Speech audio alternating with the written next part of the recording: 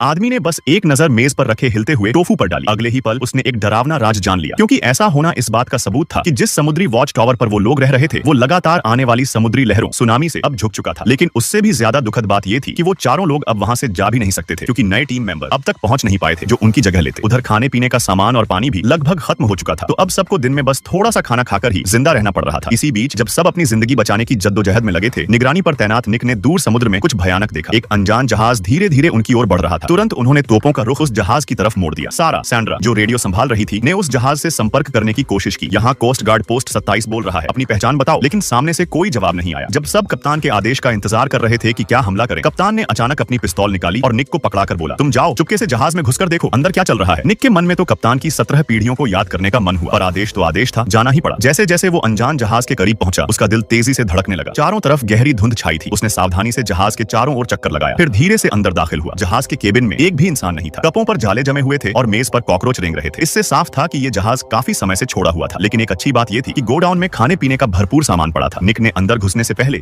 अपना communication device बंद कर दिया था, इसलिए कप्तान उससे संपर्क नहीं कर पा रहे थे। उन्हें लगा कि शायद निक मर गया है, तो उन्होंने टावर का सबसे बड़ा हथियार किलो मिसाइल उस अनजान जहाज पर दागने की तैयारी शुरू कर दी। उधर निक भूख से बेहाल जहाज के खाने पर टूट पड़ा था और उसे जरा भी अंदाजा नहीं था कि वो अगले ही पल उड़ने वाला है। खाने के बाद उसने जैसे ही कम्युनिकेशन डिवाइस ऑन किया और कप्तान से संपर्क किया, रिपीट, मैं जिंदा हूं सर, यहाँ बस खाली जहाज और बहुत सारा सामान है। कप्तान की तो घबराहट में जान ही निकल गई, लेकिन शुक्र था मिसाइल दागने से पहले खबर मिल गई। जब सब सामान्य हुआ, कप्तान ने कहा, ठीक है, अब इस जहाज को हमारी ओर खींच लाओ। जब वो जहाज वापस लाए, उन्हें वहां 4 प्रोटेक्टिव सूट मिले, जिससे ये पक्का हुआ कि ये लोग ही वो टीम थे जो उनकी जगह लेने आने वाले थे। लेकिन सवाल उठता है, वो 4 लोग अचानक गायब कैसे हो गए? रहस्य सुलझाने के लिए कप्तान ने उस जहाज की नेविगेशन लॉग बुक डाउनलोड की। जब उसने जहाज का ट्रैक देखा तो उसकी रूह कांप गई, क्योंकि लॉग के अनुसार वो जहाज पहले ही टावर के पास आ चुका था, पर किसी ने उसे गलत दिशा में भेज दिया था। कप्तान समझ गया कि टीम के अंदर कोई गद्दार है। अगले दिन निक और एक साथी ने उस रिलीफ जहाज को ठीक करने की कोशिश की और किस्मत से वो वाकई चालू हो गया। निक को लगा कप्तान खुश होंगे, लेकिन कप्तान ने उल्टा आदेश दिया कि जहाज को तोड़ दो। निक हैरान रह गया, क्योंकि तूफान आने ही वाला था। अगर अभी निकले नहीं तो वॉच टावर गिर सकता था और सब मर जाएंगे। पर कप्तान जिद पर अड्डा रहा, यहाँ का मुखिया मैं हूँ, जो कहता हूँ वही होगा। निक ने विरोध किया तो कप्तान ने गुस्से में अपनी बंदूक तान दी। हथियार देखकर सब चुप हो गए